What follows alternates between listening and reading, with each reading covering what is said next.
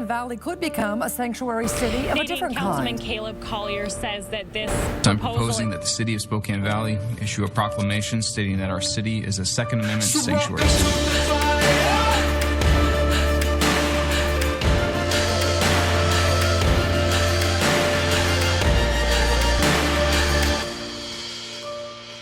Welcome to the fire. Today on Church and State, negotiating with Trump with author Peter Johnston. Hello, Christian Patriots, and welcome to Church and State, where we drive morality and religion over tolerance and apathy. And I'm your host, Caleb Collier, once again, your favorite far-right shock jock, and the show that talks about politics and religion. Jesus Christ is our referee, so it's always nice and clean. Real quick, let's point you to the website, churchandstate.media.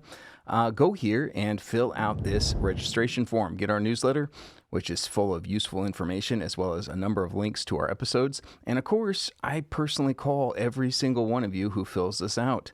So if you want to talk to me, there's your chance right there. Also, check out our most recent episodes, continuing to bring in amazing guests, cover topics that perhaps you're not hearing anywhere else. And obviously that leads to some censorship, but hey, something I'm dedicated to. Also, check out the featured guest page. We've had a number of incredible people that have joined us over the almost 10 years that I've been doing this. And with all of those, you can just click on the name. It'll bring you right to the guest. Also, please do some shopping with our great affiliate program. We've got some great companies here.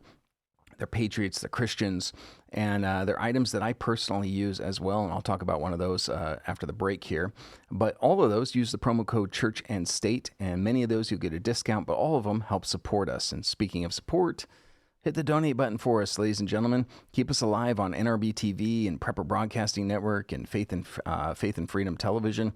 A lot of great networks. National syndication through AM/FM radio starting mid-August. It takes money, ladies and gentlemen, and we need help. And so any of you, $10 a month, $20 a month, whatever you can afford, we'll put it to good use. Lastly, if you want to get a hold of us, churchandstate1776 at proton.me. With that, let's go ahead and bring on our guest. I am thrilled to bring to you Peter D. Johnston. He's a negotiation authority who has worked with clients for more than 100 countries. His career began at Harvard University. He's been advising corporations and governments, entrepreneurs, military leaders, and public figures navigating complex negotiations. And as I said, is the author of Negotiating with Trump. Peter, it's a pleasure to have you on the show. Caleb, thank you so much for having me on. I'm looking forward to talking to you and your viewers, listeners. As am I, sir. This is such an interesting topic because Donald J. Trump, like, love him, hate him, everybody would have to admit that the guy really does know how to negotiate. He really does. He's got his strengths, and I talk about those in Negotiating with Trump, and he's got his weaknesses, as all of us have our weaknesses. Oh, without a doubt, he's an interesting character, and your book is. I've read some of it. I'm not completely done with it yet, but I've read some parts of it, and I've really been enjoying it so far. And one of the things that I really wanted to start with was Donald Trump as the person. You know, I think people were familiar with him, you know, in some circles. He'd had that appearance in Home Alone 2, for example. A few other movies I believe he was a part of as well. But really what brought him to America's attention was the show The Apprentice. The Apprentice was critical to Trump's rise, and by his own statements at the time when he saw how the show was taking off, he said to Mark Burnett, the producer, hey, maybe I can run for president. And that speaks to just how popular and significant that role was, where it was pseudo-reality, of course, because he presented himself a certain way in a very favorable light, even though at the time in 2004 he was undergoing one of his casinos going bankrupt. And yet Trump knew, he's a promoter personality type, which I get into in the book under Myers-Briggs, but he's ultimately one of the greatest promoters. And through The Apprentice, created this image of himself that he'd ride on the coattails of The Apprentice right into his second term in office, frankly. I love that you bring in the Myers-Briggs into this. I remember taking that personality test. I've always been fascinated by them. And him being one of the bigger promoters, he always reminded me a little bit of P.T. Barnum in a sense. And P.T. Barnum, one of my favorite quotes from him was, "There's no such thing as bad publicity." Do you see similarities between Donald Trump and somebody like P.T. Barnum? Well, I'll just speak to promoters in general, like Barnum. Very fast on his feet, charming, sees in terms of negotiation, sees opportunities and is willing to play the brinksmanship game right to the edge, as we've seen in Iran. That's all core to being a promoter. And Trump is very good at that. And also being flexible. He's not bound by, as promoters are not bound by ideology. He's a pragmatist. He'll shift. And frankly, when we think about evangelicals and white evangelicals in particular, going back to 2016, we see that flexibility and pragmatism where Trump had 40% support among white evangelicals, I think, in 2015, and then suddenly sees Ted Cruz doing well in the primaries in 2016, winning a few states he would have liked to win. And what does he do? He says, God, pragmatically, if I want my agenda to succeed and to be elected, I need white evangelicals on board. And so he's able to shift because and I'm saying this respectfully and you can push back, but he doesn't care as much about those beliefs, but he respects that you believe it, white evangelicals believe in them. So he can shift easily. And that's what promoters do, like Barnum, in terms of their ability to move in the moment, read the room, and set out in an entirely different direction, one that I would argue was critical to getting him elected in 2016 and then 2024 with the base of white evangelicals behind him. Yeah, I would definitely agree with that. It leads to some frustration because people will look at this and they'll say, this is a man who's kind of a chameleon. He kind of goes whichever direction he needs in order to get the end result, to get the negotiation, to close the deal, the art of the deal, as his own book is.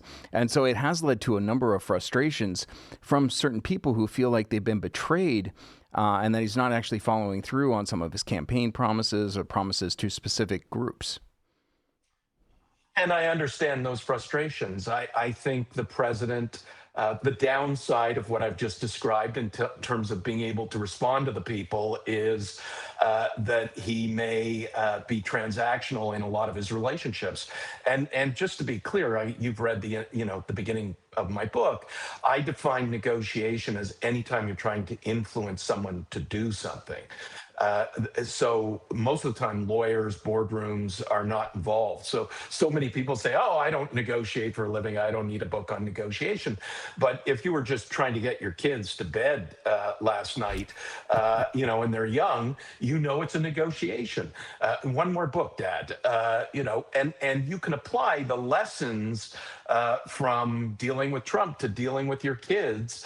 And so the reason I raise that is most of Trump, where he excels, are informal negotiations where there's not a formal contract or lawyers involved. It's backroom deals, and it's deals with the people of the United States. And the president proved to be a master in terms of the electorate when he got himself elected twice and against the odds when you look back at 2021 in terms of what happened in 2024.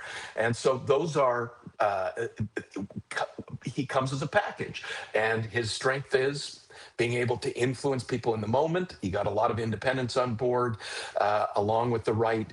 But now that he's in office, arguably he just doesn't need MAGA or evangelicals as much as he did to get elected.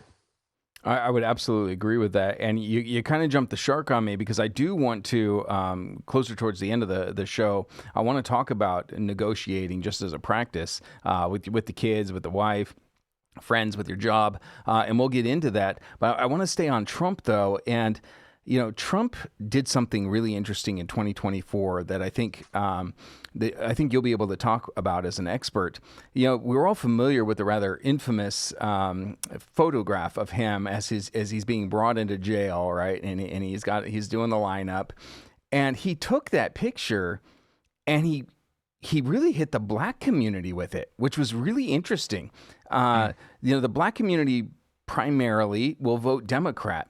But all of a sudden, we got this image of Trump, and the black community was like, this is a guy that I can get behind. And he started to negotiate with them, and we saw black voters turn towards Trump in record numbers. Well, what I can say too on that front, and I don't know about the correlation between those two. I think there were broader.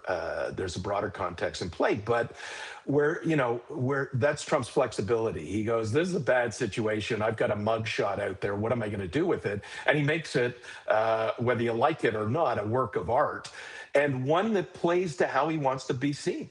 And when Trump talks about the world, not respecting the United States prior to his being in office during the Biden years, what he's not talking about light. He's talking about feared when he relates to respect. And so just to be clear on that code. And so going to that point, that photo of him, that mugshot, is one where it's playing on his role in terms of being powerful and an authority, and also don't screw around with me, fear me. And that plays well with a lot of his base. I would definitely agree with that. Obviously, another image that is really going to come to everybody's mind is the event in Butler, Pennsylvania, where he stands up and does the fight, fight, fight while he's bleeding from his ear. Obviously, this plays into that as well. He's a promoter, right? You go back to his personality type, and I say that respectfully. This is somebody who is constantly thinking, how can I turn this to my advantage? And once the horror of that situation with the shooting had taken place, quickly realized that he had an opportunity to grab that iconic photo, which again he used to his advantage. And I think it was a very powerful image that only helped him with a lot of his base and independence in the last election. Sure. Now, being human, we all are going to make mistakes. Is there instances, and I'm thinking one specifically that I'll throw out here, was there instances where he thinks it's going to do well with his base and then it goes too far? And the image that I'm thinking about is the one that kind of made some waves where it has him as almost as Jesus as he's healing somebody. I'm sure you're familiar with the painting that he shared on Truth Social. Is that an instance where Trump thought it was going to be effective and it went the other direction? You would be able to speak to that more than me. But I from my perspective, when there was all the hullabaloo about it, I thought my reaction was, really? I mean, he has made that association in terms of his connection to God and the fact that this is destiny after the shooting in Butler, that he was the anointed one for the people of the United States and the world. So you would speak better to whether that was offensive to believers, but from my perspective, that was completely on brand. And by the way, this goes to something I talk about in terms of I talk about his core interests in the book, and one of them at the center is affirmation for being perceived as a winner and having an impact. If he can't, and this relates to his personality type as a promoter, if he can't have an impact, he's lacking oxygen. And that impact, to something you mentioned earlier, it can be negative or positive. He'd prefer the positive for sure, but he'll take the negative. So when he puts his name on a building and the Kennedy Center for the Performing Arts, for example, he loves to see that's having an impact because his name's going to be on that building before it was removed. But he equally loves the impact that having his name and the reaction against his having his name on that building is going to have. And it's hard for some of us who like to be popular to think that he would see it that way, but he very much will take impact even if it's negative. And so that just relates back to the Jesus image, and one that he had he denied as his intent being Jesus, and we have to say that.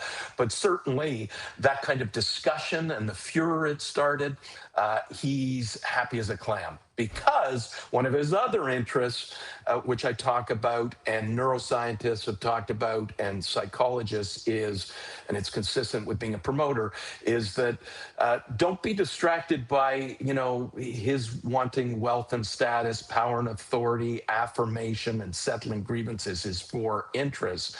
He's all about the journey and the big hunt. And he says this in The Art of the Deal, which I spend a chapter reviewing in Negotiating with Trump, that he says, I don't know where any of these deals are going to end up, but I know I had a lot of fun doing them, and I live for that excitement.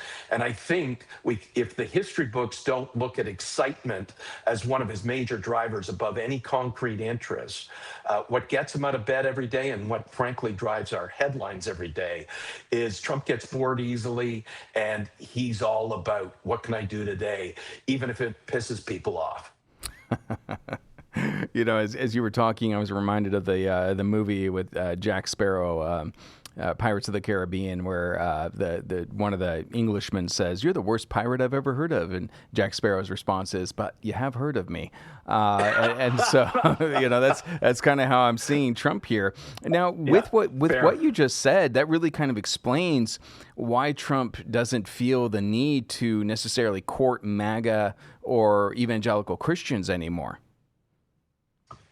Well, again, if that's your perception, I'll take that as your perception. I think certainly that's true, and he's highly transactional, and you just have to be aware of that. And I would say for MAGA and for evangelicals, those on the right, Christians, that transactional relationship worked out.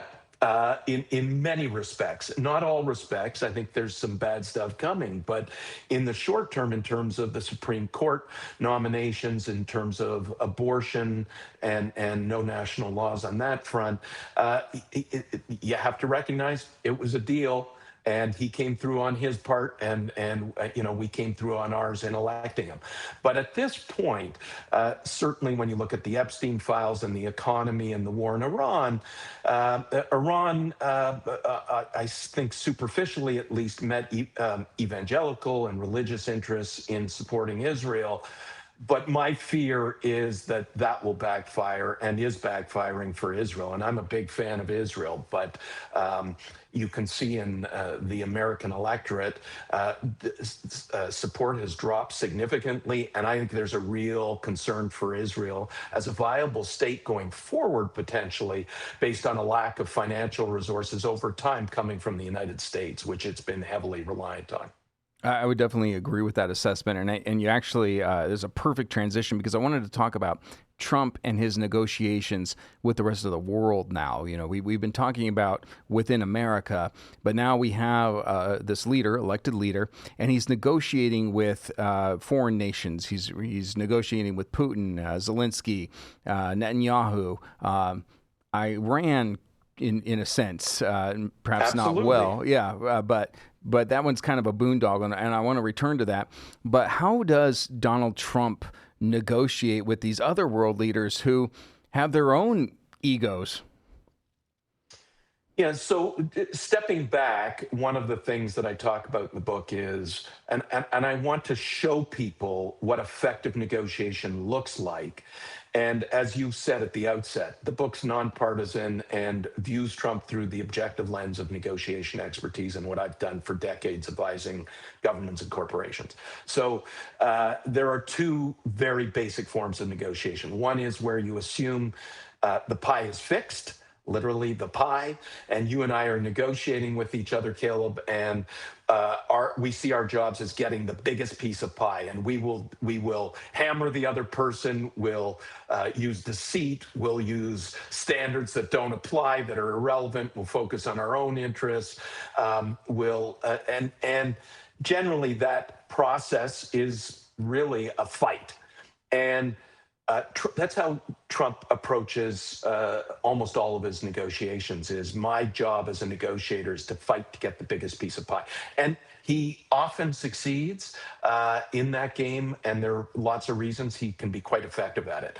The other approach, which is proven by research practice and science to be the most effective approach to create sustainable long-term value, especially in the context of long-term relationships, is where we expand the pie, you and I working together to add ingredients that we each can contribute uniquely, our different interests, come up with different options for meeting those interests, use standards, objective indicators of what's appropriate to guide us to good outcomes while building trust and good communication through the process of negotiation.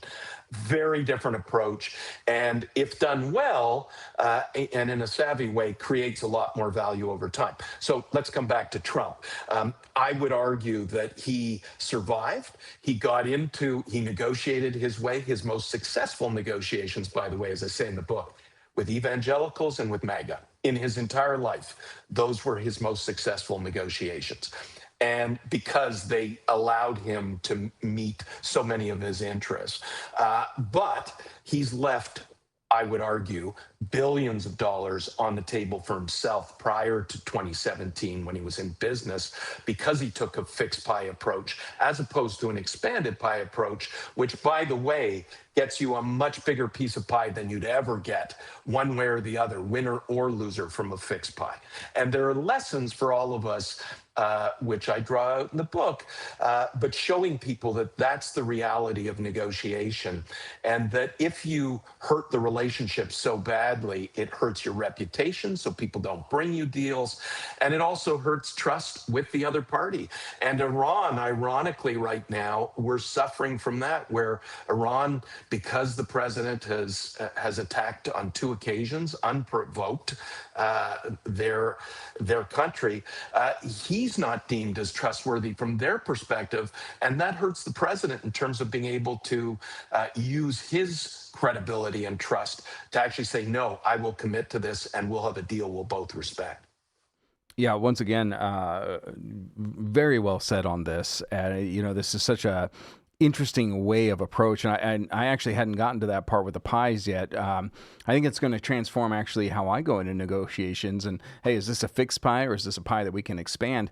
But I want to turn towards Iran, and you brought up the economy and Epstein, and I've covered both a lot on this show. I've covered Iran as well, but specifically with what your expertise, I want to talk about Iran because.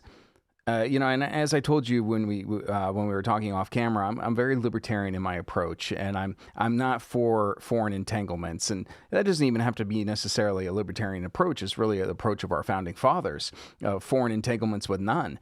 And yet we continue to see ourselves, oftentimes at the behest of other countries, Ukraine, Israel, that we get involved in these wars that we really don't have any business in, and ultimately they end up harming our country. And my real fear is that this thing with Iran becomes Vietnam, for us, or Afghanistan, like it did for the Soviet Union, where it just becomes this boondoggle.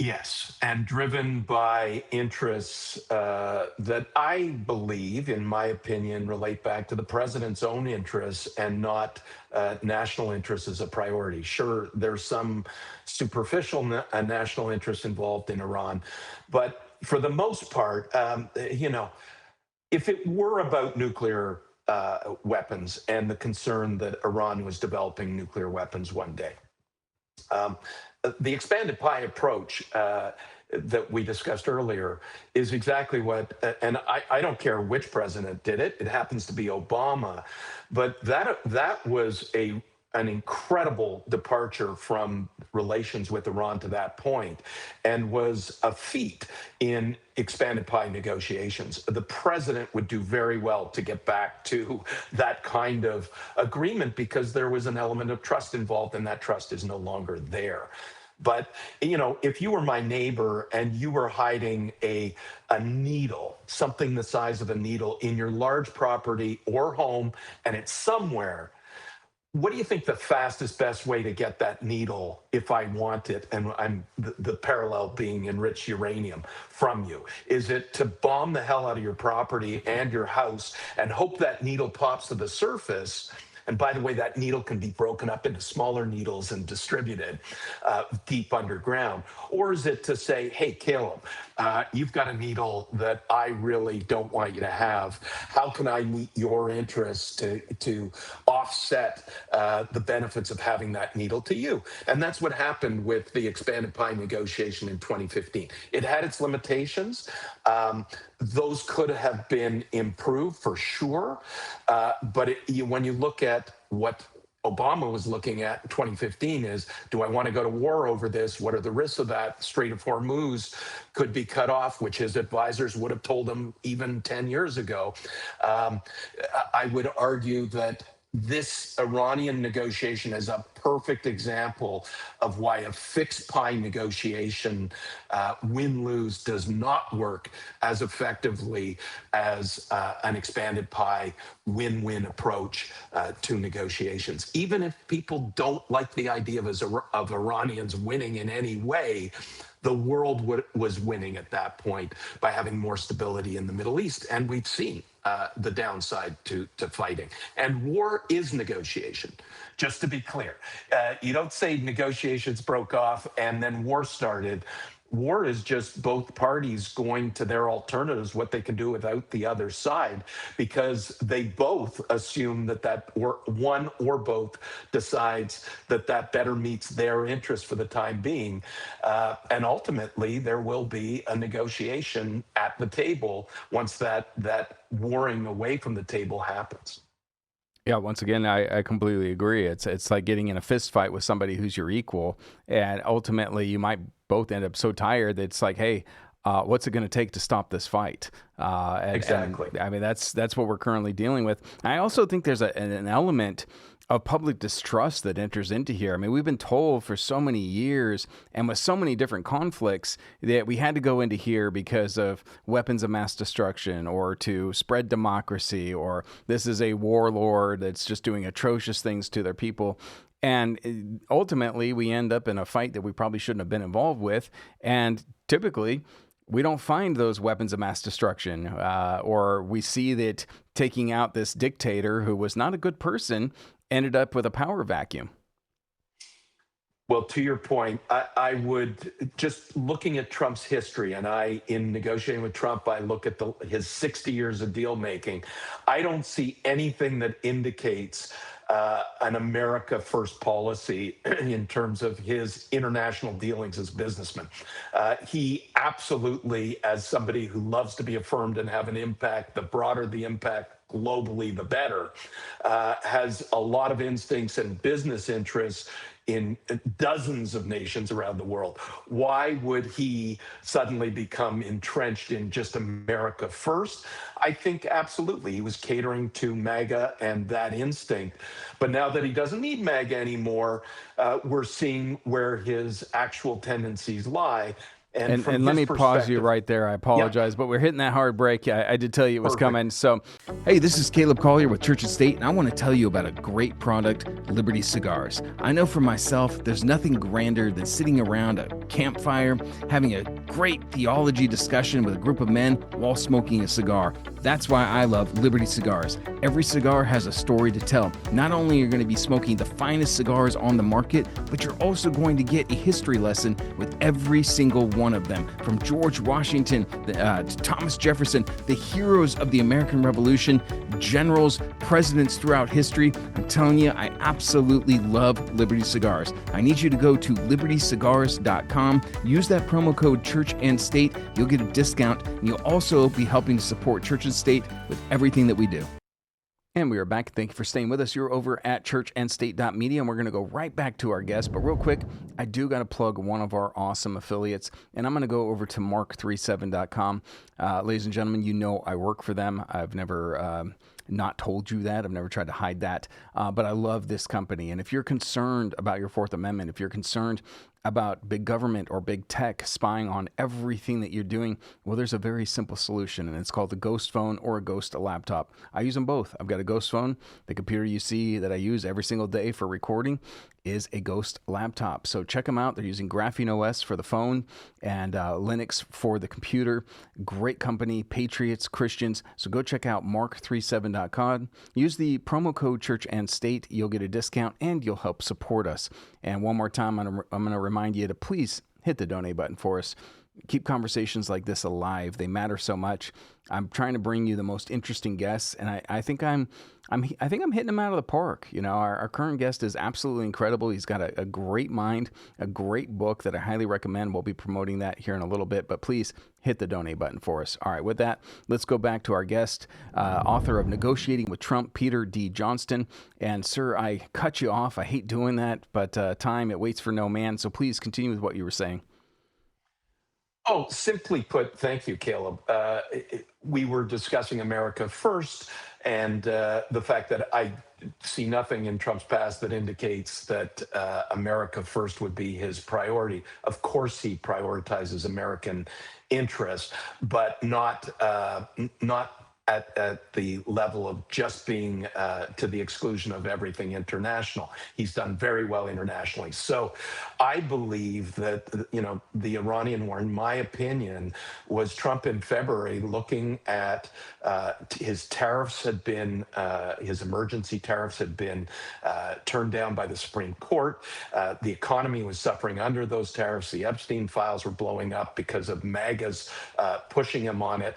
And as a result, he thought, I need a distraction.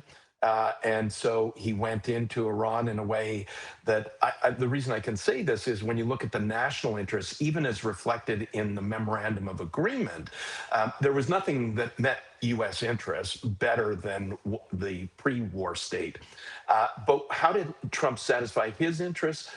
He wanted to be affirmed as a winner by moving away from the domestic scene. Lots of leaders have done that in the past. Trump's no exception.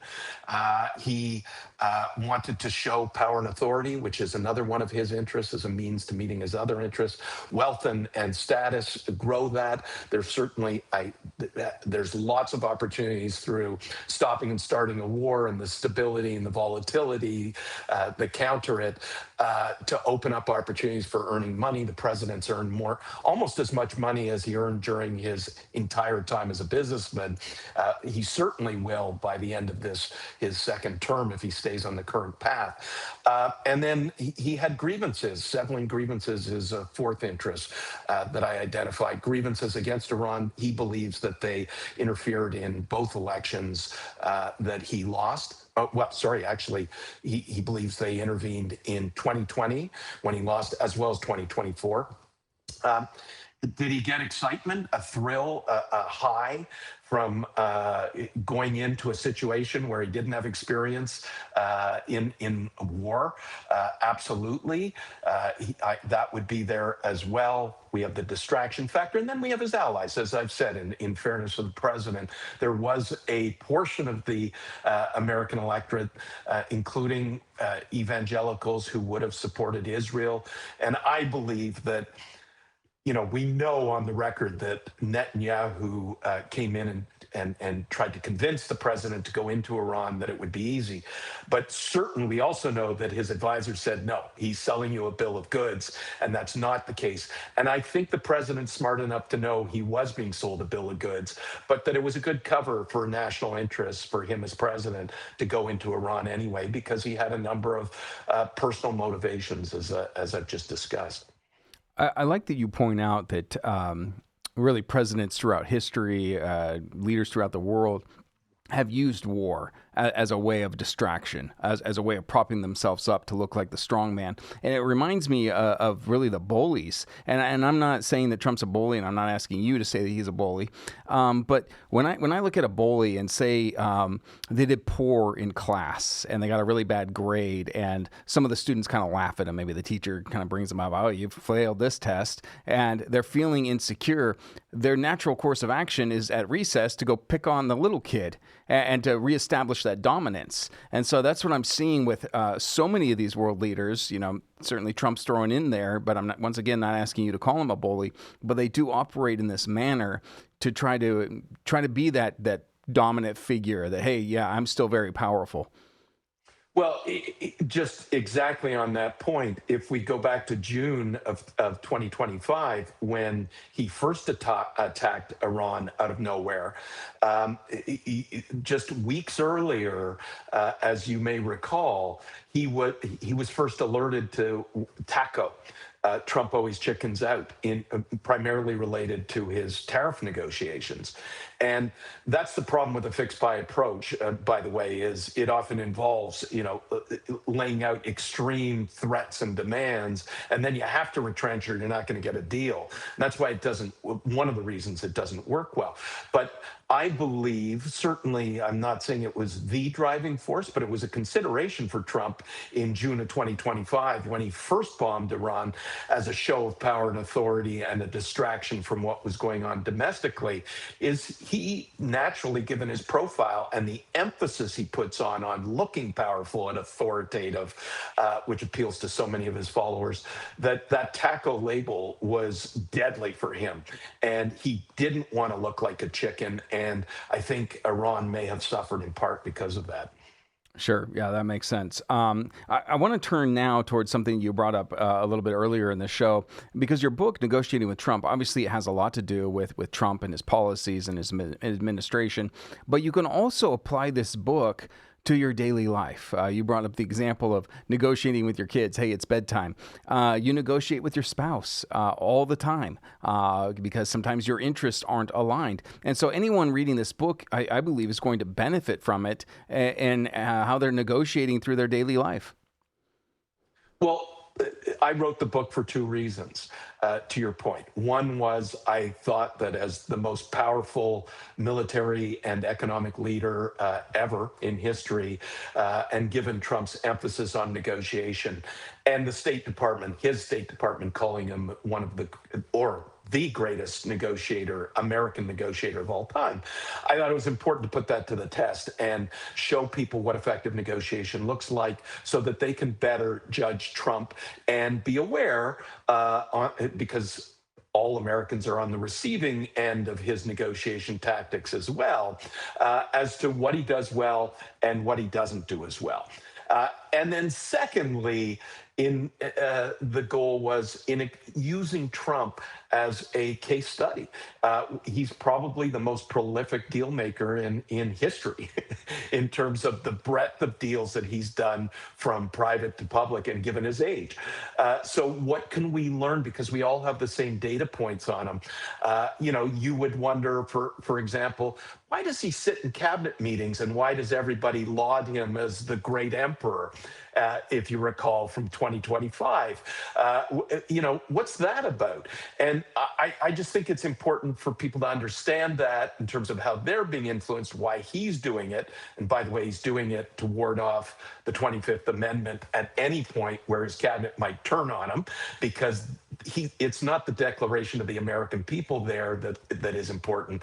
It's that Trump is hearing from his own cabinet officials vows, commitments they're making to him as a leader. Sir, we revere you and will never turn on you. And stating that publicly makes it that much more powerful. All that said, we can learn from Trump in our daily lives as to what doesn't work and what works. And I would say, with your neighbor, for example, a fixed pie approach where if you have a disagreement over a tree in their yard that's casting shade on your yard, going and cutting down that tree at the extreme in a fixed pie approach, win-lose, what the impact as a Christian of that is going to be on relations and whether it's right or wrong. we're better to talk it through. And it's not naive. Science and research shows that relationship and having a good relationship, having good communication, we may not agree, but we've got a sharing of the key facts that are germane to our discussion, digging into your interests if we're having a negotiation, better understanding what drives you, your goals, your needs, your concerns, crafting mutually beneficial options out of that, and using standards, as I said earlier. And then finally coming to a choice. Do we go to our alternatives, what we can do without each other, or do we commit to an agreement that meets your interests and mine and allows us to coexist as neighbors? And what that might mean in terms of trimming that tree back, for example, and you're paying for it because your neighbor doesn't want to pay for it, but it meets your interest to pay for it. Those are the kinds of approaches that I talk about in negotiating with Trump that we can learn from his worst practices in terms of not pursuing them. But he also does a number of things well. And I talk about those in negotiating with Trump. Yeah, I got to say, I love this approach because I think negotiating has been kind of lost. And a lot of people, especially nowadays, it seems that they just demand. That there's a lot of entitlement going around in this country, perhaps even throughout the world. And so to bring back this art of negotiation to where you can approach somebody and not be a tyrant or not come off as entitled, to where you can give and take and you can sit down and have a good conversation with somebody. And ultimately, maybe you didn't win entirely. Maybe you didn't get everything that you wanted, but both walk away from the table feeling like they won something. Winning, to your point, is about looking at your own interests and how well they were satisfied. The best negotiation practice is, I don't care if you won in terms of what you claim. I care about whether my interests were satisfied. And I just want to be clear on this. Let's just bring it back to kids for a second. When people, your listeners, viewers hear, oh, negotiate with your young kids. Well, no, because I'm the authority and I'm going to tell you what to do. The truth is that at a certain young age, that can work. But as your kids get older, studies have shown that, the more you force them to do something, the more inclined they are to walk out the room and do something completely different. So your ability to follow an expanded pie approach where you're talking about their interests and your concerns, and you're trying to arrive at reasonable solutions that they can live with, and that they won't breach the deal. That's where this comes in. And, as a parent dealing, and I had young kids at one point, I would say, let's discuss this. Let's discuss your interests in doing this and how you might do it safely. But to be clear on commitment as an element of negotiation, I'll be the one who's deciding whether you do this or not. But that doesn't mean I can't hear you out in terms of taking a different approach that we both commit to.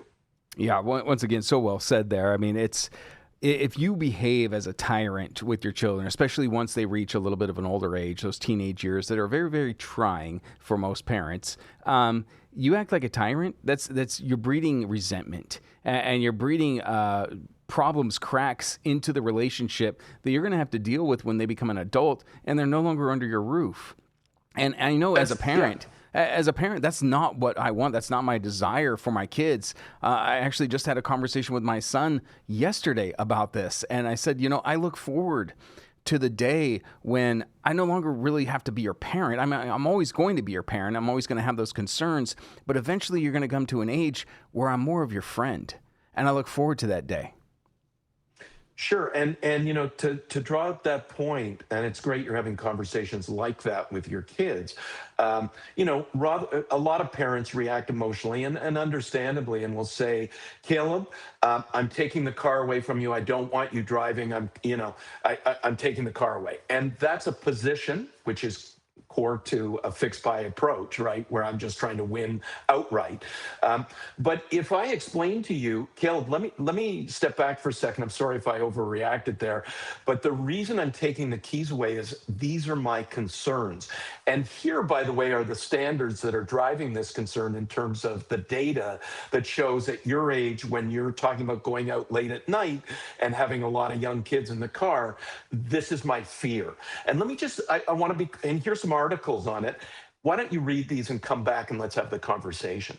That is, science and research has shown, is much more likely to get your kids being compliant once they walk out the door, because they understand suddenly the concerns that you've expressed to them, and they understand the objective data.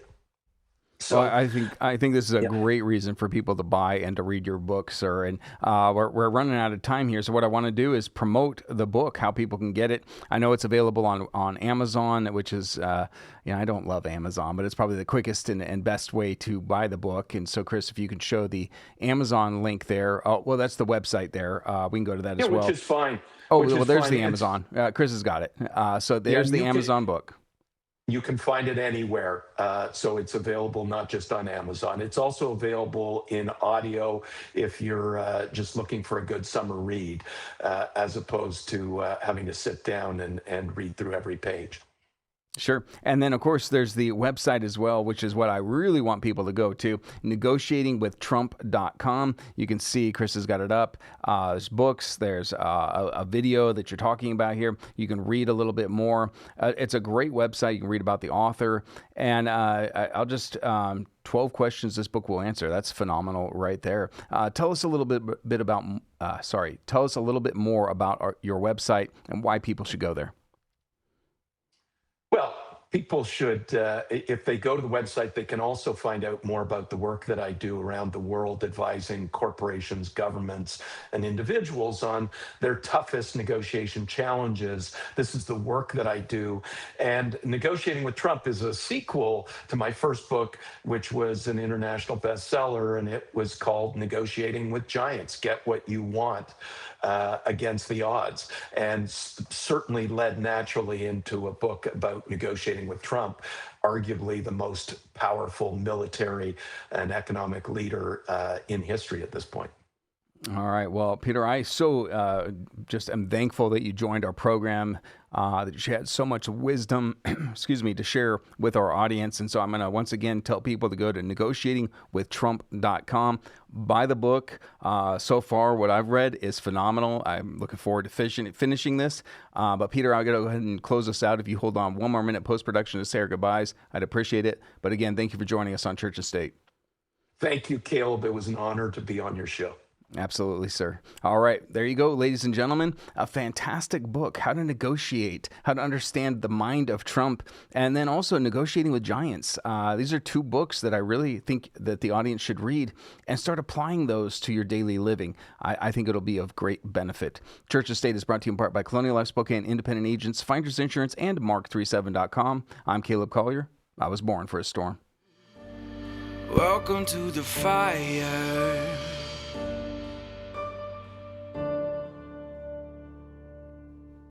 Hey, this is Caleb Collier with Church and State. I'm here to tell you about Hunter's Blend Coffee. I got to tell you, I absolutely love this stuff. I'm all about the dark roast. Hunter's Blend Coffee, black powder. Doesn't that just sound like deliciousness and rebellion? I got to tell you, in America, we don't drink tea. No, we drink coffee. It's the food of the gods, and I endorse and support Hunter's Blend Coffee. Got to tell you. Tastes like freedom. So I need you to go over to churchandstate.media, scroll to Hunter's Blend Coffee, and use the promo code Church and State to help support us. And when you go to huntersblendcoffee.com, not only will you be getting a great cup of coffee, but you also, if you use the promo code Church and State, be supporting Church and State and our dogged pursuit of truth. Hey, this is Caleb Collier with Church and State, and I want to tell you about Patriot Pouch. Look, if you're one of these individuals that's interested in nicotine and potentially the health benefits from it, but you're concerned about some of the side effects, Patriot Pouch might be your answer. This is a company that uses nixidine instead of nicotine. It hits the same nicotine receptors in your brain, but without those side effects like elevated heart rate or elevated blood pressure. So if you want the health benefits of nicotine without nicotine, Patriot Pouch may be the company for you. I need you to go to patriotpouchusa.com. Use the promo code Church and State. You'll get a great nicotine replacement, and you'll be helping to support Church and State and everything that we do here. And remember, when you go to patriotpouchusa.com, not only are you supporting a Christian patriot business owner, but you're helping to support Church and State. Hey, this is Caleb Collier, and I know you're excited for the Church and State podcast. Now, as a Christian patriot, I love precious metals, whether it's gold, silver, palladium, and of course, lead. And this is why I want you to go over to Ponderay Ballistics, don't ask me how to spell it, for all of your ammunition needs. Remember, that's PENDOREILLE ballistics.com for all of your ammunition needs. I want you to head on over to churchandstate.media/shop, go to Ponderay Ballistics, and have a shooting good time.